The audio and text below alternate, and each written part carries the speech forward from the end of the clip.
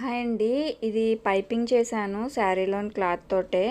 కానీ కొంచెం నెక్ అయితే బ్రాడ్ వచ్చిందని చెప్పి, పెద్దదైందని చెప్పి మళ్ళీ రిటర్న్ ఇచ్చారనమాట. సో దీన్ని బ్లౌజ్ పీస్లో మిగిలిన క్లాత్ని ఇలాగ సన్న పీసెస్ కింద కట్ చేసుకొని ఎన్ని వీలైతే అన్ని ఉన్న బ్లౌజ్ పీస్ మొత్తం ఏరేరి ఇలా అటాచ్ చేసేసానమాట. క్లాత్లన్నీ ఇలా మొత్తం ఎన్ని పీసెస్ వస్తే అన్ని పీసెస్, మళ్ళీ తక్కువ అవ్వకుండా, ఎక్కువైనా మనకు పర్వాలేదు కానీ తక్కువ అవ్వకుండా మొత్తం అటాచ్ చేసేసి ఇప్పుడు వన్ సైడ్కి ఈ విధంగా ఫోల్డ్ చేసి ఆకోస ఈకోస ఈ వీడియోలో చూపిస్తున్నట్టు అటాచ్ చేసేస్తున్నాను. అటాచ్ చేసేసి మొత్తము కూడా లూప్ టర్నర్ తోటి రివర్స్ చేసేస్తున్నాను అనమాట. అంటే ఈ కుట్టు అనేది లోపలికి వెళ్ళిపోయే విధంగా ఇలాగ రివర్స్ చేసేసి ఇప్పుడు ఫ్రంట్ వైపు కొంచెం అంచు ఫోల్డ్ చేసి స్టిచ్ చేసేసి ఇప్పుడు నెక్కి లోపల వైపుకి వచ్చే విధంగా కుచ్చు పెడుతున్నానండి.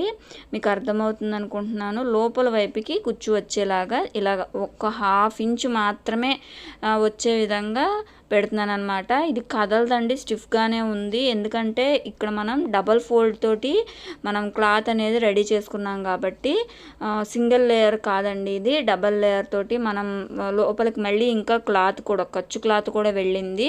సో చాలా స్టిఫ్గా ఉంది, బాగుంది కూడా. లుక్ న్యూ మోడల్ కింద వచ్చిందనమాట. ఇప్పుడు తర్వాత నేను ఇది లోపలికి అటు ఇటు జరగకుండా పూసలు కూడా కుట్టాను. ఎలా ఉందో కామెంట్ చేయండి. Thank you.